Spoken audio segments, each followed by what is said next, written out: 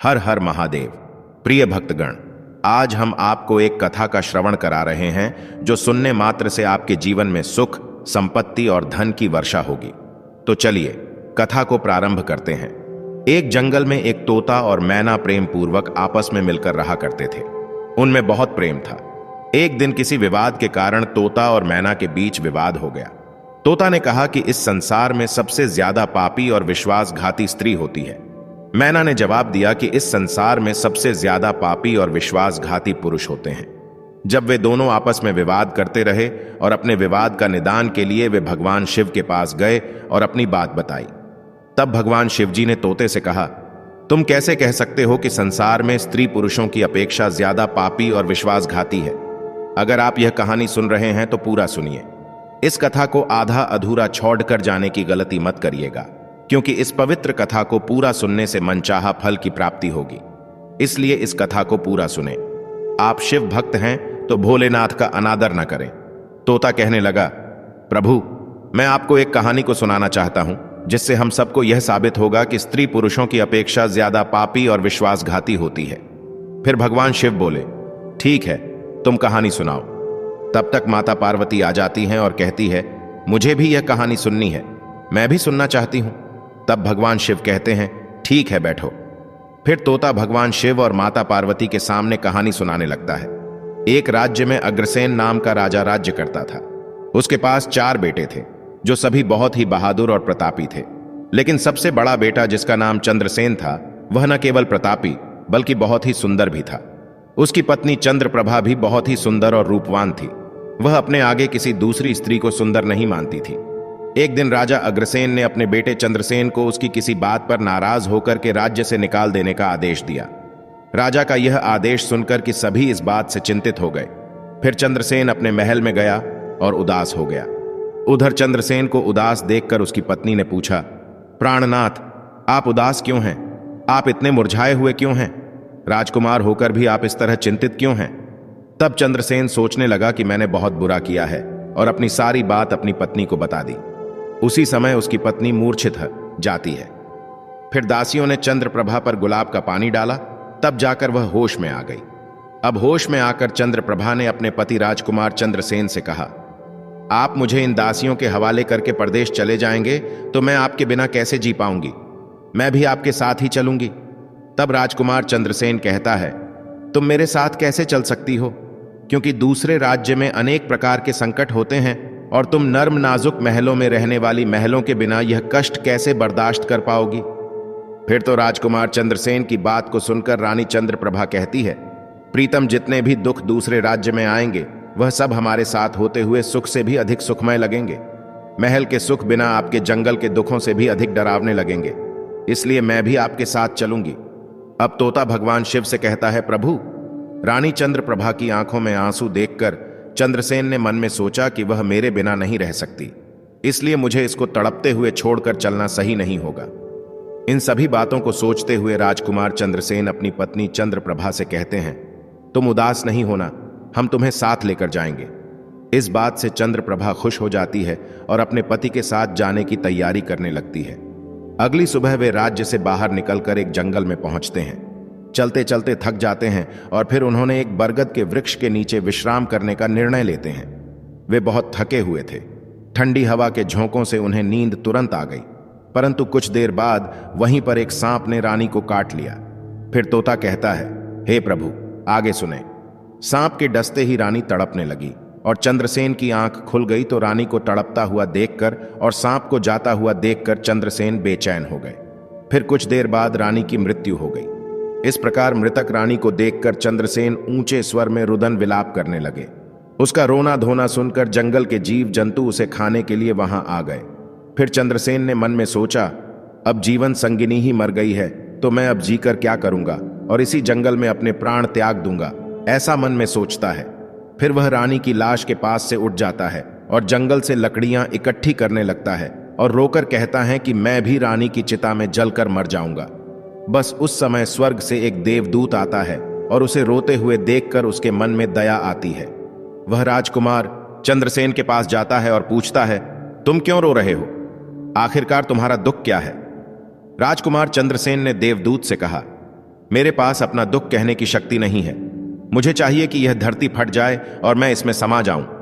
फिर देवदूत ने कहा, तुम मुझे अपना हाल बताओ, शायद मैं तुम्हारी मदद कर सकूं। फिर चंद्रसेन ने कहा, महाराज, मैं एक राजकुमार हूं और राजा अग्रसेन का बेटा हूं।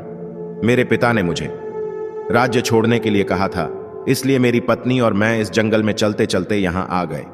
यहां आकर मेरी पत्नी को सर्प ने काट लिया है और उसकी मृत्यु हो गई और मैं लकड़ियां इकट्ठा कर रहा हूं ताकि मैं अपनी पत्नी के साथ ही जलकर अपने आप को भी अग्नि के हवाले कर सकूं। तब तोता कहता है, हे प्रभु, आगे सुने। चंद्रसेन की बातों को सुनकर देवदूत कहते हैं, राजकुमार तो बड़ा मूर्ख है। यह संसार है, यहां इंसानों का आना जाना लगा रहता है। इस शरीर को एक दिन सबको त्याग देना पड़ेगा। तू भी इसे जानता है। इस संसार में कोई भी किसी के साथ नहीं आता और न ही किसी के साथ जाता है। फिर भी तुम मूर्खों की तरह यह बात कर रहे हो। अगर तू जीवित रहेगा तो बहुत सारी रानियां तुझे मिलेंगी, इसलिए मेरे कहने पर मरने का विचार छोड़ दो। इस मानव शरीर को प्राप्त करने के लिए देवता भी बेहद इच्छुक होते हैं, तो फिर इस शरीर को क्यों नष्ट करना चाहता है? इस प्रकार देवदूत के शब्दों को सुनकर चंद्रसेन कहता है, महाराज, आपने जो कुछ कहा है वह सत्य है, किंतु ऐसी पतिव्रता पत्नी मुझे किसी जन्म में भी नहीं मिलेगी, इसलिए मैं इसके साथ ही मरूंगा। फिर चंद्रसेन के विचार सुनकर देवदूत ने जान लिया कि यह अपनी पत्नी के बिना नहीं रह सकता है। तब देवदूत ने चंद्रसेन से कहा, राजकुमार, तेरी पत्नी के जीवित करने के लिए केवल एक ही उपाय है। अब तू मेरी बात को ध्यान से सुन। यदि तू इस उपाय को कर सकता है तो तेरी रानी जीवित हो सकती है। फिर चंद्रसेन ने कहा, महाराज, आप जो कुछ भी कहेंगे वह सब करने के लिए तैयार हूं, केवल मेरी पत्नी को जीवित कर देना। तब देवदूत ने कहा, तुम्हारी रानी की आयु केवल 20 वर्ष थी जो इसने बिता ली। इसके बदले तेरी उम्र 70 वर्ष की है, जिसमें से 30 वर्ष बीत चुके हैं। तेरी जीवन काल में 40 वर्ष अब भी बाकी हैं, यानी तुझे 40 साल और जीने का अवसर है। यदि तू अपनी पत्नी को आधा अपने जीवन का समर्पण कर देता है तो तुम दोनों की आयु समान हो जाएगी। अगर तुम यह मान लो तो रानी जल्द ही ठीक हो जाएगी। इस तरह देवदूत की बात सुनकर राजकुमार चंद्रसेन ने कहा, मुझे मान्य है। फिर देवदूत ने चंद्रसेन के हाथ में पानी दिया और 20 वर्षों तक रानी के पैरों पर पानी डालने का संकल्प लिया। अब जैसे ही चंद्रसेन ने संकल्प किया कि वह जल को रानी के पैरों पर डालेगा, देवदूत ने कह दिया, पानी को पैरों पर डालने से पहले मेरी एक बात को ध्यान से समझ लो। इसमें एक गुप्त रहस्य भी है। अभी तो तुझे रानी की आवश्यकता है, तुम पानी डालकर उसको बचा सकते हो, लेकिन भविष्य में अगर रानी की आवश्यकता नहीं पड़ती है तो तुम अपने संकल्प को वापस ले सकते हो, और जब तुम वह संकल्प वापस लेते हो तो तुम्हारी रानी की तुरंत ही मौत हो जाएगी। परंतु एक बात हमेशा याद रखना, इस संकल्प को कभी वापस न लेने की बात रानी से कहना मत, वरना तुम अपने संकल्प को वापस नहीं ले सकोगे। हमेशा याद रखना, जीवन में कुछ बातें हमेशा छिपाकर रखनी चाहिए, क्योंकि कभी कभी ये बातें काम आ सकती हैं। फिर तो ऐसा कहकर और उस रानी के सामने आकर वह देवदूत जो थे अंतर्ध्यान में चले गए। तब चंद्रसेन रानी से कहता है, थकावट के कारण आप सो गई थीं, मैंने आपको इसलिए नहीं जगाया। इस प्रकार राजकुमार चंद्रसेन ने अपनी रानी से सारी बातें छिपा दी कि सर्प ने तुम्हें काट लिया था और तुम मर गई थी। मैंने तुम्हें फिर जीवित कैसे किया है, यह सब राजकुमार ने अपनी पत्नी से छिपा लिया। फिर तोता बोला, प्रभु। फिर वह दोनों आगे बढ़ गए। कई दिनों बाद उन्होंने एक बहुत ही सुंदर स्थान देखा। वहां पर एक फकीर की कुटिया थी। जब वे वहां पहुंचे तो उन्होंने देखा कि एक सुंदर युवक फकीर हुक्का पी रहा था।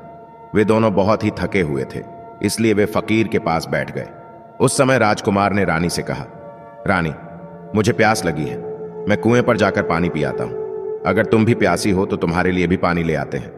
तब राजकुमार की बात को सुनकर रानी ने कहा, मुझे तो प्यास नहीं लगी है, आप जाइए, पानी पीकर वापस आ जाइए। इसके बाद रानी का जवाब सुनकर राजकुमार चंद्रसेन एक लंबी रस्सी लेकर कुएं की ओर जा रहे हैं। चंद्रसेन पानी पीने पहुंचे तो राजकुमारी चंद्रप्रभा उस फकीर की ओर देख रही हैं।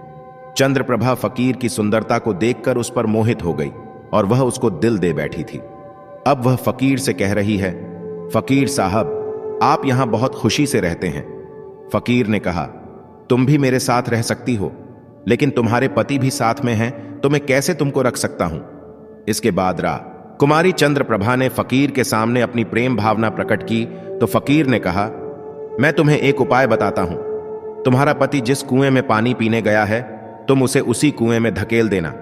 फिर जो होगा हम देख लेंगे। फिर तो फकीर की बात सुनकर के चंद्रप्रभा ने कहा, ठीक है, मैं ऐसा ही करूंगी। अब इतनी ही देर में राजकुमार चंद्रसेन पानी पीकर रानी के पास आया तो रानी कहने लगी, मुझे भी अब प्यास लग रही है, कुएं पर वापस चल करके मुझे भी पानी पीना है। तब राजकुमार चंद्रसेन बोला, मैंने तुमसे पहले ही पूछा था और तुमने मना कर दिया था। खैर, अगर तुमको प्यास लगी है तो मैं अभी पानी लेकर आता हूं। तब चंद्रसेन पानी लेने चला तो रानी भी उसके साथ चल दी और कहने लगी, मैं भी तुम्हारे साथ चलती हूं। बेचारा चंद्रसेन तो उसके प्रेम में पागल था। उसको क्या मालूम था कि यह मेरे प्राण लेने के लिए मेरे साथ आ रही है। दोस्तों, वास्तव में विद्वान सच कहते हैं कि स्त्रियों के चरित्र को देवता भी नहीं जान सकते। मानव तो क्या चीज है, उनके जाल में अच्छे बुद्धिमान भी फंस जाते हैं। जब राजकुमार चंद्रसेन कुएं पर जाकर पानी भरने के लिए बर्तन को भरता है तो रानी अपने पति यानी राजकुमार चंद्रसेन को धक्का देकर उस कुएं में गिरा देती है और खुद फकीर के पास चली जाती है। वह फकीर रानी को अपने साथ ले जाकर एक राज्य में बस जाता है। वहां दोनों खुशी से रहने लगते हैं। फकीर ने फिर रानी को ऐसा नाचना और गाना सिखाया कि वह नृत्यांगना के रूप में मशहूर हो गई। धीरे धीरे वह राजकुमारी पूरे नगर में प्रसिद्ध हो गई। इस तरह रानी के नृत्य और गीत के कारण उस फकीर के पास लाखों रुपए बन गए। रानी भी उस फकीर के साथ मस्ती में रहने लगी थी। जिस समय रानी ने अपने पति चंद्रसेन को कुएं में धकेल दिया था, तब संयोग से चंद्रसेन ने एक जंजीर जो कुएं में लटकी थी उसे पकड़ लिया था। चंद्रसेन ने उसको पकड़ा और कुएं में लटकता रहा। ईश्वर को याद करते हुए वह सोचने लगा, क्या यही मेरे प्यार की सजा है? और कुछ समय बाद बंजारों का एक काफिला वहां आया। काफिले में से एक बंजारा कुएं का पानी भरने लगा। जब उसने पानी में बर्तन डाला तब चंद्रसेन ने उसका बर्तन हाथ से पकड़ लिया। बंजारा यह देखकर चौंक गया और पूछा, तुम कौन हो? राजकुमार चंद्रसेन ने कहा, भाई, मैं आफत का मारा हुआ हूं, मुझे यहां से निकालो और मेरी जान बचाओ। मैं सारी जिंदगी आपके उपकार को नहीं भूलूंगा। और ऐसा कह करके राजकुमार बंजारे से प्रार्थना करने लग। फिर तो राजकुमार चंद्रसेन के दुख को देखकर उस बंजारे को उस पर दया आ गई और उसने चंद्रसेन को कुएं से बाहर निकाल लिया और फिर पूछा, भाई तुम कौन हो? तुम इस कुएं में कैसे गिरे? तुम मुझे अपना हाल बताओ। तब चंद्रसेन ने कहा, भाई, मैं अपना हाल आपसे कैसे कहूं? जो मुश्किलें मेरे साथ हुई हैं, भगवान न करे किसी के साथ ऐसा हो। फिर चंद्रसेन ने कहा, यदि तुम मुझसे जानना ही चाहते हो तो मैं आपको अपनी कहानी सुनाता हूं। मैं एक राजकुमार हूं। मेरे पिता ने मुझे राज्य से निकाल दिया था, इसलिए मैं अपनी प्रिय पत्नी के साथ एक जंगल में पहुंच गया। मेरी पत्नी और मैं एक दूसरे से बहुत प्यार करते थे। जंगल में एक सांप ने मेरी पत्नी को काट लिया, जिससे उसकी मृत्यु हो गई। मैं जब अपनी पत्नी के साथ मरने जा रहा था तब एक देवदूत ने मुझ पर दया की और मेरी आयु के 20 वर्ष मैंने मेरी पत्नी को देने के बाद उसे पुनः जीवित कर दिया। फिर हम उस जंगल से आगे बढ़े। कुछ दिनों बाद हम एक स्थान पर पहुंचे जहां एक फकीर का डेरा था। मुझे प्यास लगी, मैं पानी पीने गया। जब मैं वापस आया तो मेरी पत्नी ने मुझसे कहा कि उसको भी प्यास लगी है, मुझे भी पानी पिलाओ। और इसी तरह कहकर मेरी पत्नी मेरे साथ उस कुएं पर आ गई। मैं कुएं से पानी निकाल रहा था तो उसने मुझे पीछे से धक्का दिया। कुएं में लटकी हुई एक जंजीर मेरे हाथ में आ गई, जिससे मैं कुएं में गिरने से बच गया। और फिर जब आप आए तो मैंने आपको आवाज दी, जिसके बाद आपने मुझे कुएं से बाहर निकाला। अब तोता बोला, प्रभु। इस प्रकार राजकुमार चंद्रसेन ने दुखी मन से सारा हाल उस बंजारे से कह दिया और फिर अपनी व्यथा सुनाकर चंद्रसेन चुप हो गए। उधर बंजारा ने उसकी बात को सुना और रानी की करतूत सुनकर दुखी होकर कहा कि औरत के चरित्र को भगवान भी नहीं समझ सकते तो मनुष्य कैसे समझ सकता है। ऐसा कहकर बंजारा ने चंद्रसेन को सिर पर हाथ फेरा और कहा, तुम चिंता मत करो, भगवान बड़े दयालु हैं, वह तुम्हारी सहायता करेंगे। फिर उसने कहा, तुम चाहो तो हमारे साथ कुछ दिन रुक सकते हो। राजकुमार चंद्रसेन उन बंजारों के साथ रहने को सहमत हो गया। उनकी सहायता से वह कुछ दिनों बाद उसी राज्य में पहुंचा जहां उसकी पत्नी चंद्रप्रभा और वह फकीर रह रहे थे। उस राज्य को देखकर उसने बंजारे से कहा, भाई, मेरी इच्छा है कि हम कुछ दिन इस राज्य में रहें। तब बंजारे ने कहा, आप जैसे चाहें, मुझे कोई आपत्ति नहीं है। फिर राजकुमार चंद्रसेन जो बंजारे से विदा होकर राज्य में आया, काम की तलाश में घूमने लगा। कुछ दिनों बाद राजकुमार की मेहनत परिश्रम देखकर उसे एक बड़े व्यापारी ने अपने पास नौकरी पर रख लिया। इस तरह राजकुमार चंद्रसेन ने उस व्यापारी के पास रहना शुरू किया और बड़ी मेहनत और प्यार से अपने कर्तव्यों का निर्वाह करना शुरू किया। यह देखकर उस व्यापारी ने चंद्रसेन को बड़ा सम्मान दिया और उसे अपने यहां का मुनीम बना लिया, और इस तरीके से राजकुमार चंद्रसेन के दिन बहुत खुशी खुशी बीतने लगे। अब एक दिन नगर के राजा के यहां चंद्रप्रभा के नृत्य का आयोजन हुआ। राजा ने उस शहर के सभी बड़े व्यापारी और सेठों को अपने यहां नृत्य देखने के लिए आमंत्रित किया। जब राजकुमारी चंद्रप्रभा का नृत्य होने वाला था, शहर के सभी व्यापारी और सेठ साहूकार राजा के यहां पहुंच गए। चंद्रसेन, जो रानी के नृत्य और गायन की प्रशंसा सुनता था, उसने भी सोचा कि मुझे इस नृत्य को देखना चाहिए। वह भी राजा के दरबार में सेठ के साथ पहुंच गया। रानी ने अप्सरा के समान नृत्य किया और उनकी सुरीली आवाज में कई सुंदर रागों को प्रस्तुत किया। उनके गाने को सुनकर महफिल के सभी लोग आश्चर्य में आ गए और सभी ने बहुत सारे इनाम दिए। इसके साथ ही राजा से लेकर प्रजा तक सभी ने उसकी प्रशंसा की। राजकुमार चंद्रसेन ने अपने हाथ की अंगूठी उठाई जिसमें हीरा भरा हुआ था, और फिर वह उतारकर रानी चंद्रप्रभा को भेंट कर दी। इसके बाद रानी चंद्रप्रभा ने अंगूठी को पहचान लिया और मन ही मन में कहने लगी, यह तो बहुत बड़ा आश्चर्य हो गया। सोचने लगी कि मेरा पति जिंदा है और यहां पहुंच गया है। अब वह मुझे नहीं छोड़ेगा, इसलिए मुझे कुछ ऐसा करना चाहिए जिससे वह मारा जा सके। उसने मन में सोचा, अब मैं यहां के राजा को एक सुरीला गाना सुनाऊंगी जिससे वह खुश होकर मुझे कुछ मांगने के लिए बोलेंगे। तब मैं राजा के आदेश से उसे मरवा दूंगी। इसके बाद राजकुमारी चंद्रप्रभा ने एक सुरीला गाना सुनाया। रानी की इस बसंत की बहार को सुनकर राजा खुश हुआ। वह चंद्रप्रभा को बोले, मैं तुम पर बहुत खुश हूं, तुम मुझसे क्या मांगती हो? तब राजकुमारी ने कहा, अगर आप मुझसे प्रसन्न हैं तो सबसे पहले मुझे वचन दीजिए, और फिर जो कुछ मैं मांगूंगी आप मुझे वही देंगे। फिर चंद्रप्रभा ने कहा, इस सभा में एक चोर है, कृपया उसे फांसी की सजा दें। राजा ने कहा, तुम उस चोर को मेरे सामने लाओ। रानी ने उसका हाथ पकड़ा और उसे राजा के सामने ले गई। राजा ने अपने सैनिकों को आदेश दिया कि उस चोर को जल्लादों के पास ले जाओ और उसे चोर को फांसी पर चढ़ा दो। इसी बीच चंद्रसेन का सेठ भी वहां पहुंचा। वह डर कर चंद्रसेन के पास गया और पूछा, तुमने क्या चुराया इस नर्तकी का, जिसके कारण वह तुझे मारना चाहती है? चंद्रसेन ने अपने मालिक से कहा, मालिक, मैंने कुछ नहीं चुराया है, बस आप इस राजा को केवल यह बता दो कि वह मेरी 2 बातें सुन ले, इससे मेरी जान बच सकेगी। अब चंद्रसेन का मालिक इतना सुनकर अपने साथी व्यापारियों और साहूकारों के पास गया और सभी ने लकर मशवरा किया। उन्होंने कहा, मित्रों, या तो राजा न्याय करें या हम सभी इस शहर को छोड़कर कहीं और चले जाएंगे। और इस प्रकार सभी व्यापारी राजा के पास गए और कहने लगे, राजा साहब, हमारा मुनीब निर्दोष ही है, उसे मार देने का आपका आदेश है। वह कह रहा है कि वह अपनी 2 बातें आपको कहना चाहता है, फिर भी आपको लगे कि उसने अपराध किया है तो उसे फांसी दे देंगे, लेकिन मेरे मरने से पहले राजा केवल मेरी 2 बातों को जरूर सुने। फिर राजा ने व्यापारियों की बात सुनकर कहा, ठीक है, मुनीम को बुलाओ। चंद्रसेन को लेकर राजा के सामने लाया गया और राजा ने कहा, तुम जो कुछ कहना चाहते हो वह मेरे सामने कहो। तब राजकुमार चंद्रसेन ने कहा, महाराज, मैंने क्या दोष किया है जिसके कारण आपने मेरी हत्या का आदेश दे दिया है? फिर उसकी बात को सुनकर राजा ने कहा, तू इस नर्तकी का चोर है। तो चंद्रसेन ने कहा, नहीं महाराज, मैं इस कुल्टा स्त्री का पति हूं जो मुझे कुएं में धकेल कर एक फकीर के साथ चली आई है। राजकुमारी चंद्रप्रभा ने समझ लिया कि बात बिगड़ रही है।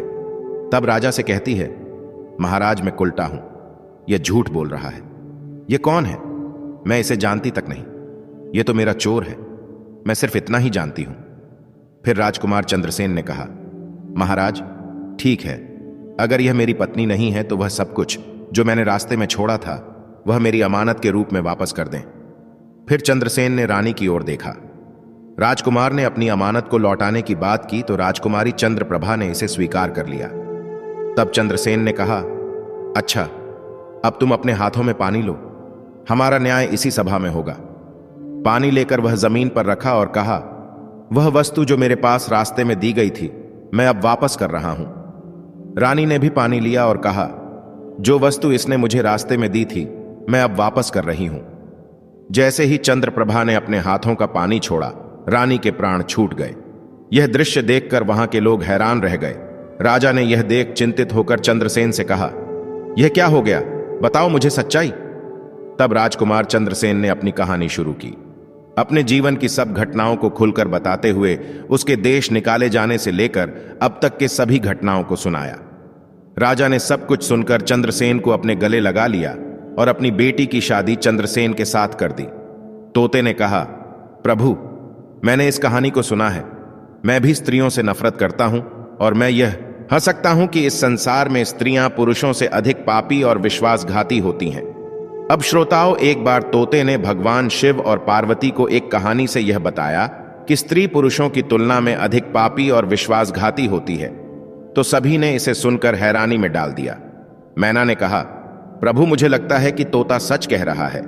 स्त्री तो सभी में से केवल एक दो ही बिना नैतिक मूल्यों और ईमानदारी के हो सकती है, परंतु पुरुषों में भी ऐसे कुछ हैं जो पापी और विश्वासघाती हो सकते हैं।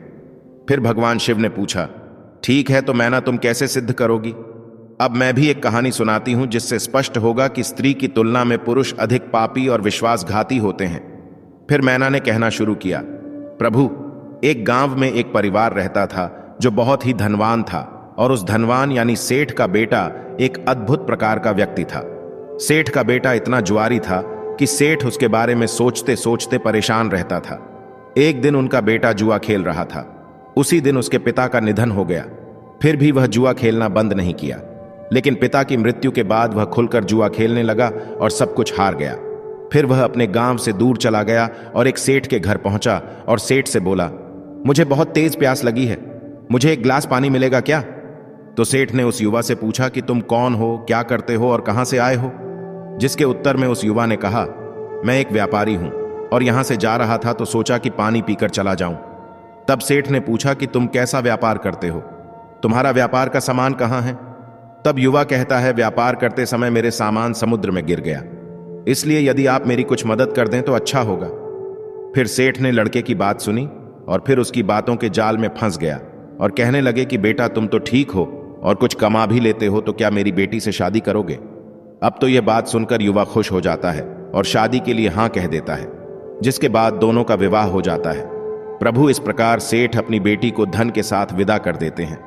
उधर युवा लदे डहाके को तो बस केवल धन के लिए विवाह करना था, तो उसने वह भी कर लिया। अब विवाह के बाद जब लदे डहाका सेठ की लड़की को साथ लेकर जा रहा था तो एक जंगल आ गया।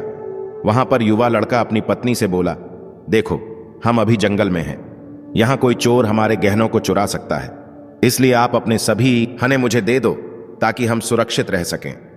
युवा की पत्नी ने अपने पति पर भरोसा किया और अपने सभी गहनों को उन्हें सौंप दिया, और क्यों न करें, क्योंकि वह उनके पति थे। उसके बाद युवा ने अपनी पत्नी के गहनों को एक पारदर्शी बंधन में बांध लिया और फिर वे जंगल में आराम से ठहरे। इस दौरान युवा के मन में लालच उत्पन्न हुआ और उनकी पत्नी के साथ जाने वाली एक दासी थी जिसे सेठ ने अपनी लड़की के साथ भेजा था। युवा ने फिर उस दासी को मार डाला। फिर उसने अपनी पत्नी को एक कुएं में गिरा दिया और मन में यह विचार किया कि मैंने उसके साथ में सिर्फ पैसों के लिए शादी की थी, मुझे पैसे मिल गए, और उसने सोचा कि वह पानी में डूबकर मर जाएगी। इस तरह सोचकर वह युवा वहां से चला गया, लेकिन उसकी पत्नी नहीं मरी और वह कुएं से बाहर निकलने के लिए आवाज देती रही। कुएं के पास से एक आदमी गुजर रहा था और जब उसने किसी महिला की आवाज सुनी तो वह उस महिला को कुएं से बाहर निकाल देता है। फिर कुएं से बाहर निकलने के बाद महिला ने अपनी सारी जानकारी उस व्यक्ति को दी और उस व्यक्ति ने महिला को उसके पिता के घर पहुंचा दिया। अब जब महिला पिता के घर पहुंची तो उसके पिता ने पूछा, तुम्हारे साथ क्या हुआ? महिला ने कहा, पिताजी, जंगल में कुछ चोरों ने हम पर हमला किया था और दासी को मार दिया, मुझे कुएं में धकेल दिया और पति के बारे में कुछ पता नहीं है। बेटी की बातें सुनकर सेठ जी ने कहा, कोई बात नहीं, भगवान सब ठीक करेंगे। अब मैं यह कहती हूं कि प्रभु, इस दुनिया में स्त्री और पुरुष दोनों ही विश्वासघाती और पापी हो सकते हैं। अब आपके हाथ में न्याय का फैसला है। मैंने भी आपको एक कहानी सुनाई है और तोते ने भी एक कहानी सुनाई है, अब आप ही न्याय करें। उसने अपनी पत्नी को मारा और सारा सामान लेकर करके चला गया। अब तोता और मैना की कहानी सुनकर भगवान शिव बोले, ठीक है तोता और मैना, मैंने तुम्हारी कहानी को ध्यान से सुना है, अब मैं तुम्हारा न्याय करता हूं। सच में इस संसार में स्त्री और पुरुष के बीच ज्यादा पापी या विश्वासघाती कौन होता है, यह मेरे लिए स्पष्ट है। शिव जवाब देते हैं, यह सत्य है कि इंसान की सोच उसके स्तर से नीचे जा सकती है और वही पापी और विश्वासघाती होता है, चाहे वह स्त्री हो या पुरुष।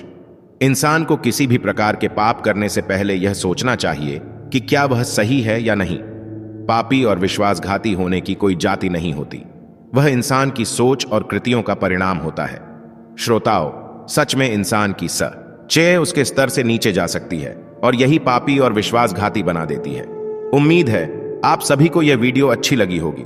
अगर आप शिव के सच्चे भक्त हैं तो चैनल को सब्सक्राइब और वीडियो को लाइक करके कमेंट में हर हर महादेव लिख दीजिए।